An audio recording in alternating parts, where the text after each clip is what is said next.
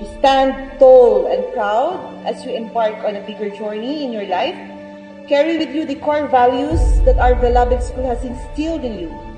Someday, you will be standing in this very same spot I am standing on. And you will be inspiring your younger brothers and sisters as well.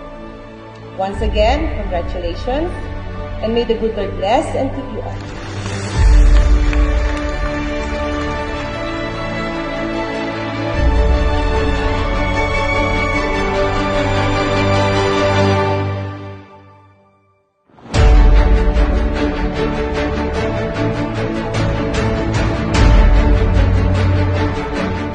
Back to where you came from. This will keep your feet on the ground. Look ahead, plan for the future, and be guided by your goals. Be flexible. Accept and embrace challenges with a positive attitude. Be fair. Be open to opportunities, and come out as a victor.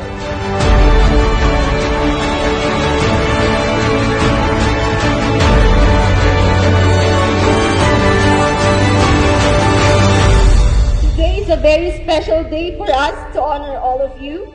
May this event make you proud.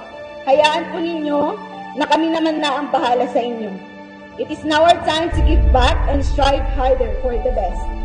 Truly, you, our parents, are our greatest treasure we have received from God.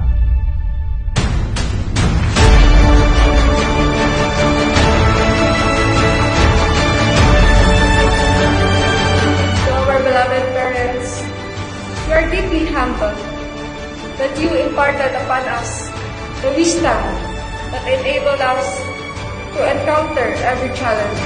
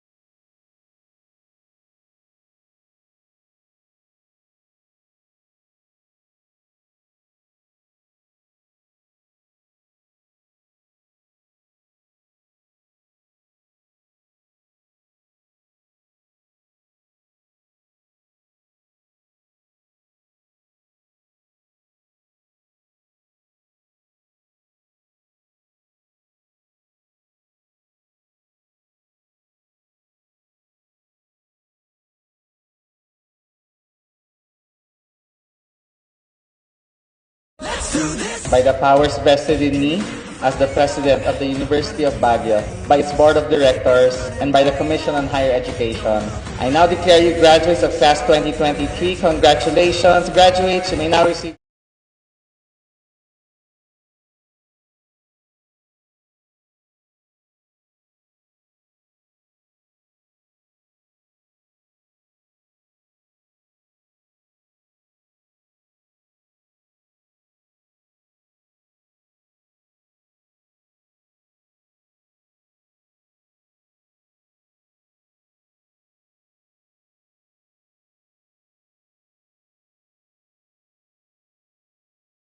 Thank you very much. Without you, our 4, 5, 6, and many more years in the University of Baguio would not be as rewarding as we feel now. Mabuhay kayo.